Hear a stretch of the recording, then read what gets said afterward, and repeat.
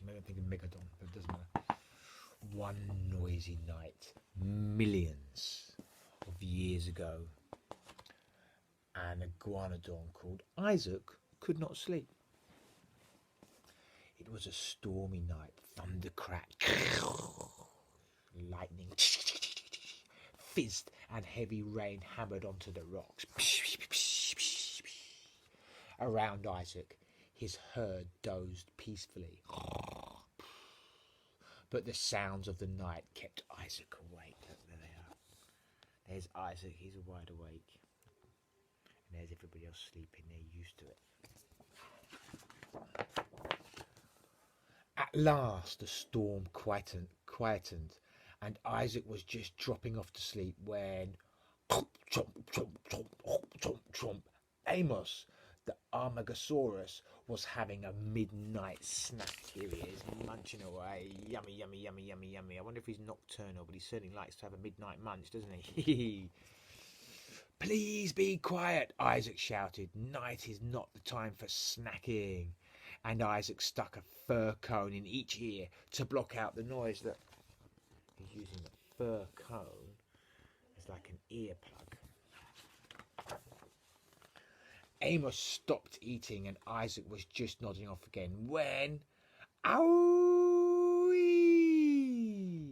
Now, Roxana, the Bacchiosaurus, was having a bad dream. Look, there she is. Look, she's having a dream. She's having a bad dream. Oh, no. Shh, Isaac called out. Louder this time. Night is not the time for shouting. And Isaac lay down again and pulled a big palm leaf over his face. And now he's got earplugs and he's got, like, eye goggles, isn't he? Look. Dear, oh dear, he's having a bad night's sleep. There's nothing worse than having a bad night's sleep, is there? Roxana settled down and Isaac was drifting off for a third time when scritch, scratch, scritch, scratch. A sauropelter called Stanley was scratching an itch between his shoulder spikes. There he is, look, he's having a little scratch against a tree trunk.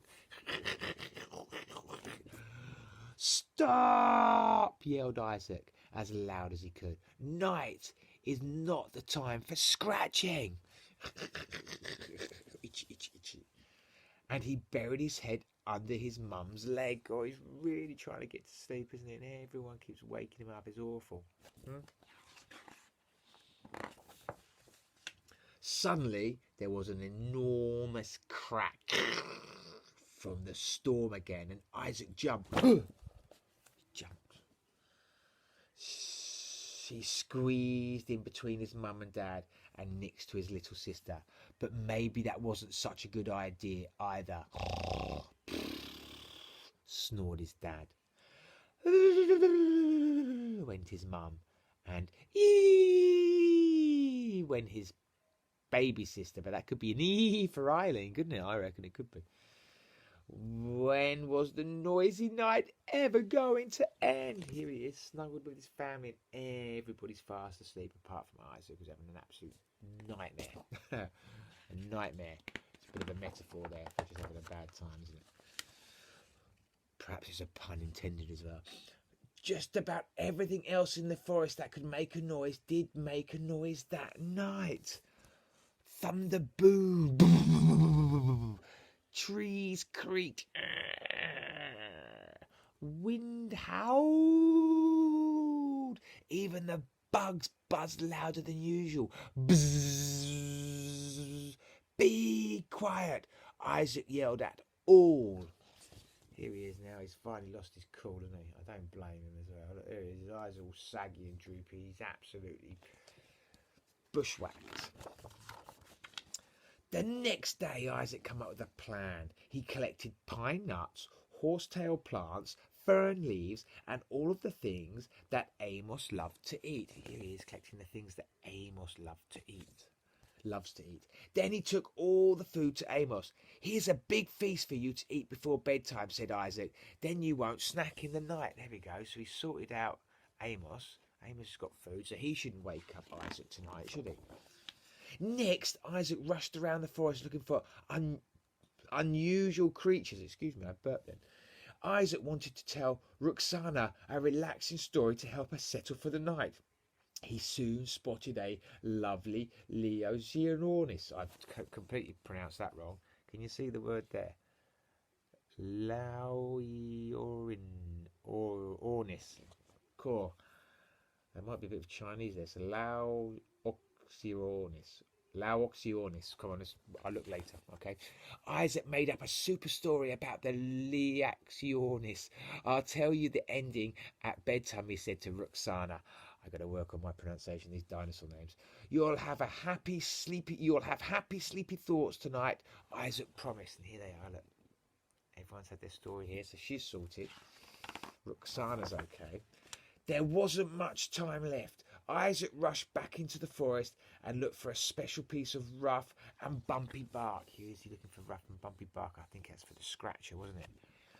Isaac found just what he was looking for and took it back for Stanley. This will be perfect for you to scratch your back on before bedtime, he told Stanley.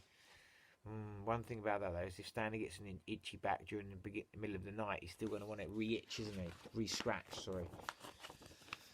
It was getting dark, but Isaac was still busy. He tied back loose branches and blocked gaps in any trees that might whistle in the wind. He slapped moss on any rocks that might be noisy if it rained and made a cosy palm leaf tent to sleep under. Look, he's done loads there. Preparing things, stopping the wind, making a nice little sleeping tent for himself, doing all sorts of things. Then Isaac tripped over something in the dull evening light. He looked down at two palm leaf bulbs poking out of the ground. They were the perfect size to block his ears. Here they are, look, for his ears. That's quite good, isn't it? Phew, sighed Isaac, trying the palm leaf bulbs in his ears. That busy day has tired me out. I'll just sit here for a while. Look at him. He's terribly tired, isn't he? He's got the things in his ears as well. Bedtime! The forest was quiet, but Isaac was nowhere to be found. His friends soon discovered him behind a tree. Now the only sound anyone could hear was Isaac snoring very loudly. Now don't you think all of his friends should make an effort to keep the noise down at night? He's done all that for them try and get a good night's sleep because he's obviously having regularly bad night's sleep. Maybe they should let him sleep better. Maybe they should care as well.